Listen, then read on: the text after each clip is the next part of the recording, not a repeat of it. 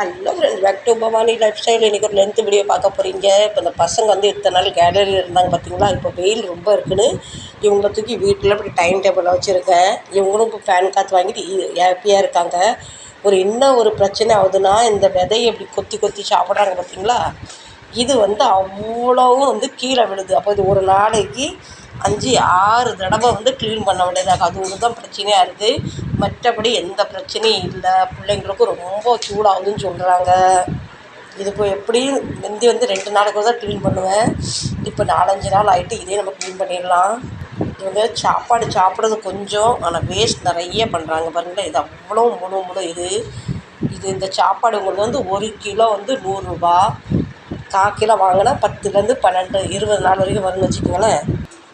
இப்போ இதை நான் வந்து இந்த செடிக்கு மேலே தட்டினா என்ன ஆகுது, பழபடி முளைச்சி டக்குன்னு முளைச்சிருது. அதனால் அதை வந்து செடிக்குள்ளே தட்டுறது பயம். நம்ம டஸ்ட்பினில் தட்டிடலாம்.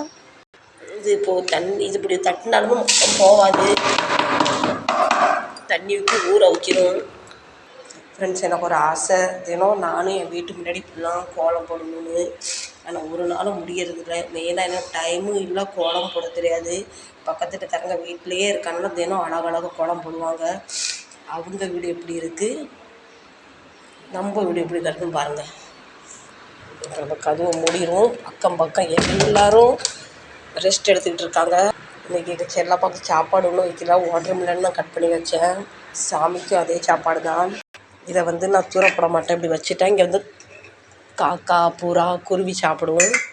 பார்த்திங்களா, வச்ச உடனே காக்கா வந்து வாட்டர்மெலன் கொண்டு போயிட்டாரு. அவருக்கு ஒரு பழக்கம் இருக்குது, எது இருந்தாலும் தண்ணியில் முக்கி சாப்பிட்ற பழக்கம் இருக்குது. எப்படி சாப்பிட்றாங்க பார்த்திங்கன்னா, தண்ணி ஒரு கப் நிறைய தண்ணி வச்சிருவேன், அதை முக்கி சாப்பிடுவாங்க.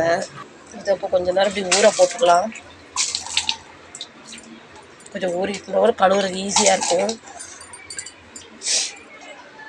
இந்த காலையிலேருந்து எழுந்து நான் விளக்கு பொறுத்தலை, பூஜை பண்ணலை. பூ பாருங்கள், நிறையா ரோஸு, செம்பருத்தி பூலாம் கொத்தாக தார மரம் காய்ச்சிருக்கு பூலாம். இப்போ வந்து நம்ம செடியில் வந்து ஒரு மாதிரி ஒரு புழு இருக்குது போல். பூ பாருங்கள், இப்படி வந்து எல்லாம் ஒரு மாதிரி கடிச்சு வைக்கிது. அதுக்கு எந்த உரம் கொடுக்கணும் எனக்கு தெரியல. ரோஸ்லாம் நிறைய இருக்குது. இப்போ பாத்திரத்தெல்லாம் கழுவ போகிறேன். காலையில் வச்ச கார சட்னி இப்போ இதில் மாற்றி எடுத்து ஃப்ரிட்ஜில் வச்சிடலாம். கொஞ்சோண்டு தேங்காய் சட்னி மாற்றிடலாம். இப்போ இந்த 2 சட்னியும் நான் வந்து ஃப்ரீசரில் தான் போட போகிறேன். நாளைக்கு சாப்பிட்றதுக்கு ஒரு அரை மணி நேரத்துக்கு முன்னே எடுத்தாலே ஓகே ஆயிடும். இன்னைக்கு காலையிலே காராமணி கத்திரிக்காய் போட்டு ஒரு புளி குழம்பு வச்சேன். சாப்பில் செஞ்சுட்டு அப்படியே வச்சுருக்கேன். ஒரு மாங்காய் போட்டிருந்தா நல்லா இருக்கும், மாங்காய் கிடைக்கல. இதையுமே பாத்திரத்தில் மாற்றிட்டு குக்கர்லாம் கழுவிடலாம். டக்குன்னு அப்பப்போ பாத்திரம் மாற்றிட்டோம்னா பின் நமக்கு அவ்வளோ வேலை பெருசாக எதுவும் இருக்காது. உடனே பாத்திரத்தை கழுவி போட்டுடலாம். காலையில் வேலைக்கு போட்டு சாதமும் வடித்தேன். ஆனால் உடம்பு முடியலன்னா வேலைக்கு போகல. மூடி வச்சுட்டு மத்தியானத்துக்கு சாப்பிட்றதாகவும். அதுக்கேற்ற சைட் டிஷ்க்கு ஒன்றும் இல்லை. கொஞ்சம் வத்தலும் வறுத்து வச்சுட்டேன். ஹாட் பாக்ஸில் போட்டால் என்னாவது நைட் வரைக்கும் நம்ம சாப்பிட்லாம், நமத்து போகாது. இப்போ துவைக்க வேண்டியது துணி இருக்குது, அதையும் சர்ஃபில் முக்கிடலாம். எனக்கு நல்லா ஊறிட்டு லேசாக ஒரு ப்ரஷ் வச்சு தேய்ச்சா எல்லாம் க்ளீன் ஆயிரும். இப்போ இந்த கரைலாம் போக மாட்டேங்குது. லேசாக சர்ஃப் பொடி போட்டு ஊற வச்சிடலாம். லேசாக அப்படி ப்ரஷ்ஷால் தேய்ச்சிடலாம். இப்போ இந்த ப்ரஷ்ஷால் போக மாட்டேங்குது. இது மாதிரி சகிரி எடுத்திருக்கேன், இதுலேயும் போக மாட்டேங்குது. கரை பயங்கரமாக பிடிச்சிருக்கு. இது எவ்வளவோ தேய்ச்சாச்சு, இதுக்கப்புறம் போக மாட்டேங்குது. போகிற வரைக்கும் போதும். நான் எதனால இந்த கரை போக மாட்டேங்குது, அந்த ஈரத்தோடு அப்படி மாட்டிடும். பார்த்திங்கன்னா, மாட்டலைன்னா உடனே அவங்க கக்கா பண்ணி இருக்க வீடெல்லாம் ரொம்ப ஆக்கிடுறாங்க. அதனால அந்த ஈரத்தோடு மாட்டினாலும் கரை போக மாட்டேங்குது. கேலரியில் வெக்கையாக இருக்கேன்னு கூட வீட்டுக்குள்ளே வச்சா இந்த டேபிளெல்லாம் இப்படி ரொம்ப பண்ணுறாங்க. காலையிலேருந்து இது 3 தடவை க்ளீன் பண்ணியாச்சு. எவ்வளோ சிந்தி வைக்காங்க சாப்பாடை. வீட்டில் என்றைக்காவது ரெஸ்ட் எடுக்கலான்னு பார்த்தா எங்கள் விஸ்கி வேலையும் இந்த பசங்க வேலை எனக்கு ஓய மாட்டேங்குது. டபுள் தான் வந்து வேலை. இப்போ துணியையும் நல்லா முக்கியாச்சு. ஒரு மணி நேரம் ஓடிட்டுனா நல்லா சூப்பராக. அதுக்கப்புறம் அழுக்கு பேரும் துவைச்சிடலாம். ஃப்ரெண்ட்ஸ், நேற்று நான் யூடியூப்பில் ஒரு வீடியோ பார்த்தேன். அதில் வந்து எப்படி பதிவு பண்ணியிருந்தேன்னா, ஒரு ஆண் மகனால் எதுவுமே ஈடுகட்ட முடியாது. பெண்கள் வீட்டுக்கு வேலை பார்க்குற பெண்களுக்கு சம்பளம் கொடுக்கறதுக்கு எந்த ஆம்பளைங்களுக்கு தகுதி இல்லைன்னு ஒரு பதிவு பார்த்துருந்தேன். ரொம்ப நல்லா இருந்தது. அந்த வீடியோ பற்றி எனக்கு சரியாக புரியல. ஆனால் பெண்களுக்கு நல்லா சப்போர்ட் பண்ணி பேசியிருந்தாங்க. ஃப்ரெண்ட்ஸ், நான் எப்போவுமே கோல்கேட் முடிஞ்சிட்டுனா தூக்கி அப்படியே தூரப்பட மாட்டேன். இது ஓட்டை போட்டு ப்ரஷ்ஷை வச்சு எந்த அளவுக்கு முடியுமோ அந்த அளவுக்கு எடுத்துகிட்டு தான் பின்ன நம்ம டஸ்ட்பினில் போடுவோம். நான் இப்போ எப்பவும் பத்தஞ்சலி தான் யூஸ் பண்ணுவேன். நீங்கள் எது யூஸ் பண்ணுவேன் சொல்லுங்கள். இப்போ எங்கள் விஸ்கிக்கு கொஞ்சோண்டு சிக்கன் பாயில் பண்ண போகிறேன். காலையிலேருந்து பாத்திரம் கழுவுனா பாத்திரம் கழுவுனா கிச்சன் வேலை முடியும். ஒரு 4-5 நாளைக்கு முன்னாடி லெமன் கட் பண்ணி உப்பு போட்டு வச்சுருந்தேன். வெயிலில் நல்லா ஊறிட்டு மசாலா ரெடி பண்ணிடலாம். இதுக்கு நல்லா ஊறி போய் நல்லா மணமாக இருக்குது.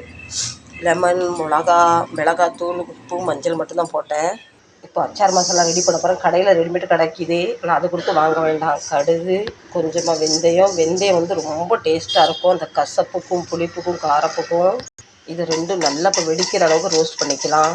இப்போ வந்து அச்சாருக்கு டேஸ்ட்டு கூட்டி கொடுக்குறது இந்த பெருஞ்சீரகம் தான். கடையில் ரெடிமேட் கடையில் அச்சார்லலாம் பெருஞ்சீரகம் கண்டிப்பாக போடுவாங்க. இது வந்து லேசாக ட்ரை ரோஸ்ட் ஆனாலும் போதும். ரொம்ப கருக விட்டுனா அச்சார் வந்து கசக்க ஆரம்பிச்சிடும்.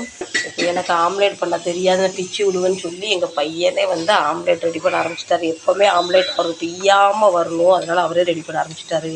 என்னென்னமோ மசாலா எடுத்து தட்டுறாரு. மிளகாத்தூள், பின்ன பெப்பர். எங்கள் காக்கா வந்து சாப்பாடு எடுக்க வந்தோடனே என் பையனை பார்த்து, நீ யாருடா என் வீட்டுக்குள்ளே வந்த அப்படின்னு கேட்காரு.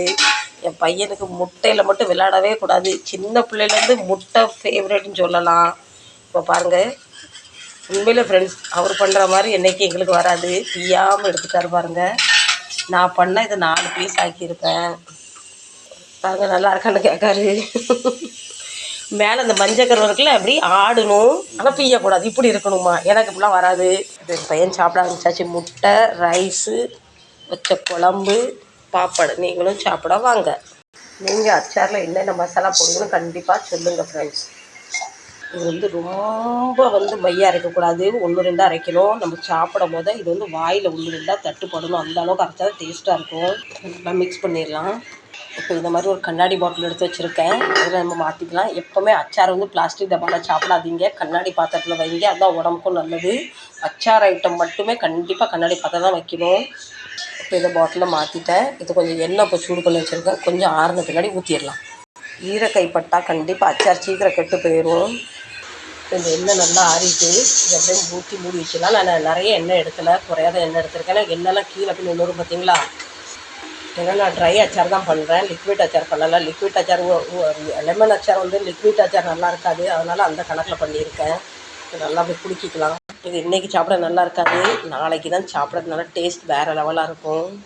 எனக்கு கையில் கண்ணாடி பாட்டிலாம் எடுக்கணும்னா பயங்கர பயம். இருந்தாலும் ஒரு 2 மாதம் ஆகுது, அவரில் நீடிச்சு இருக்குது. ஒரு தடவையும் நீங்கள் பாட்டில் வாஷ் பண்ணும் போது சோப் போட்டு வாஷ் பண்ணிட்டீங்கன்னா பாட்டில் வந்து பிசு இருக்காது. ஏன்னா சாப்பிடும்போது அப்படி பிடிக்கும்போது ஆயில் கையெல்லாம் படும் பார்த்தீங்களா. இப்போ பாத்திரமும் நல்லா தேய்ச்சி கழுவியாச்சு. கிச்சன் வேலை அவ்வளோதான் முடிஞ்சுட்டு. இதை பிடிக்காத வேலை சோம்பேறி வேலை ஒன்று இருக்குது. இந்த துணி துவைக்கிறது தான் பயங்கர சோம்பேறி. ஏன்னா இப்போ மஷின் நான் யூஸ் பண்ணுறதில்ல, கொஞ்சம் துணியை போய் துவைச்சிக்கிறேன். ஹாய் ஃப்ரெண்ட்ஸ், எப்படி இருக்கீங்க? உங்களுக்கு வீட்டு வேலையில் பிடிக்காத வேலை எந்த வேலைன்னு கண்டிப்பாக கமெண்ட் பண்ணுங்கள், சரிங்களா? அந்த வீடியோ இதோட முடிக்கிறேன், லென்த்து வீடியோ ஆயிரும். இந்த வீடியோவில் எந்த வேலை உங்களுக்கு பிடிக்கும், எந்த வேலை பிடிக்காதுன்னு சொல்லுங்கள். நீங்களாம் நல்லா இருக்கீங்களா? பிடிச்சிருந்தா கண்டிப்பாக சப்போர்ட் பண்ணுங்கள், லைக் பண்ணுங்கள், ஷேர் பண்ணுங்கள். மீண்டும் நல்ல ஒரு பதிவில் உங்களை சந்திக்கிறேன். அதுவரை உங்களிடமிருந்து விடைபெறுவது உங்கள் பவானி லைஃப் ஸ்டைல். உங்களுக்கு இது நல்லதாக கெட்டதாக தெரியல, எனக்கு நல்லதாக தான் தெரியுது. எனக்கு எப்படி நல்லதாக தெரியுது, உங்களுக்கும் நல்லா தெரியுது. ஆதரவு தாங்க. Tata bye bye, love you, see you.